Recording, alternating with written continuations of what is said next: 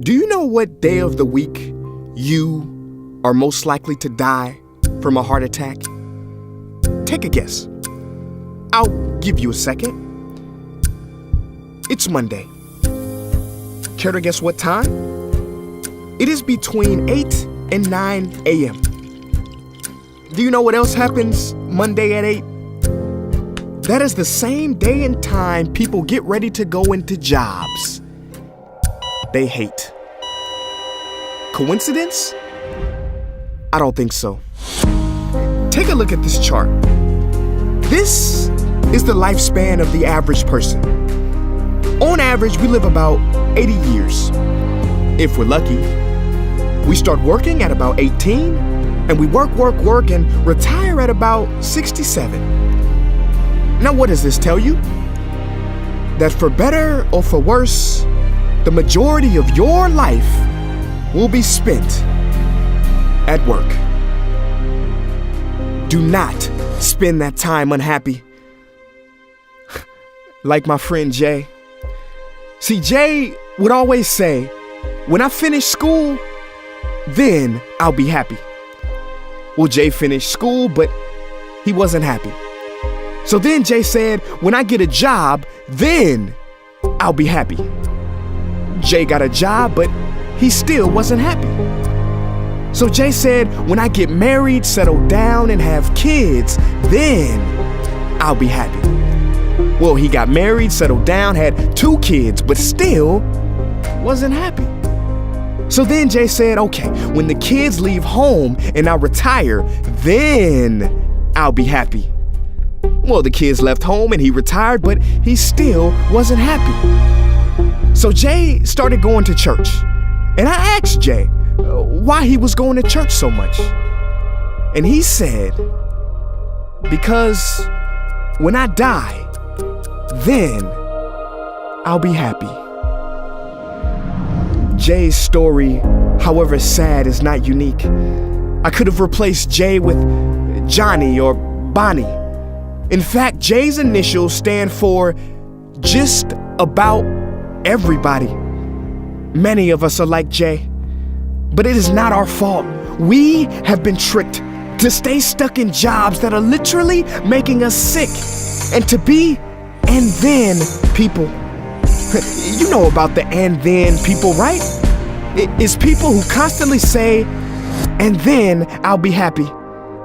Ladies and gentlemen, we must go from living as and thens to becoming right nows. We have to be happy right now. How? We must either find a job we love or bring more love into our jobs. It is time to step out of the rat race. Cause the funny thing is, even if you win, make a load of money, hold up the trophy that everybody hails, you're still a furry rodent with a pointy nose and long tail. Wake up. Stop playing with your life. This ain't a video game. This ain't Mario Kart. This ain't Fortnite. There is no try again button, no option to redo this level. When the game's over, game's over. But there is one cheat code to the human console, and that is to take control and to stop buying into the lies society has told, like how overworking is cool and being stressed out is a status symbol. Oh, and I almost forgot the biggest lie. Keep a work-life balance. Now, on the surface, you may not see how crazy that sounds, but think about it. Work-life balance?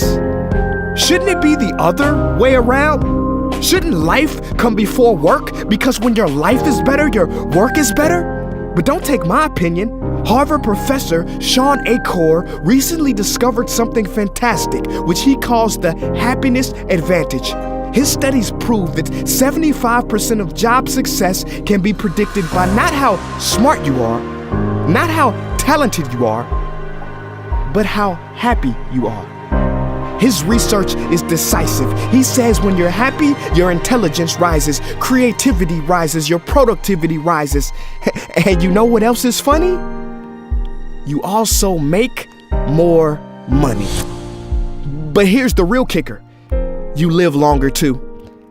I know, it sounds too good to be true, but yes, optimists actually live longer than pessimists, so you could stretch this graph a few extra years if this time here is filled with more joy and cheer. Let me be clear, do not take this message lightly. It is your duty to be happy, for your own sake. I don't care if you're here, at the end, it is never too late to trade in your deadlyhood for a livelihood and refuse to suffer during the weekdays.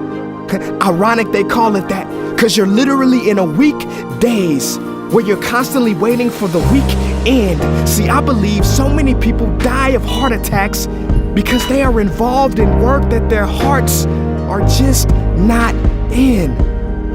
I believe people have low vital signs because they are involved in work that is not vital to them.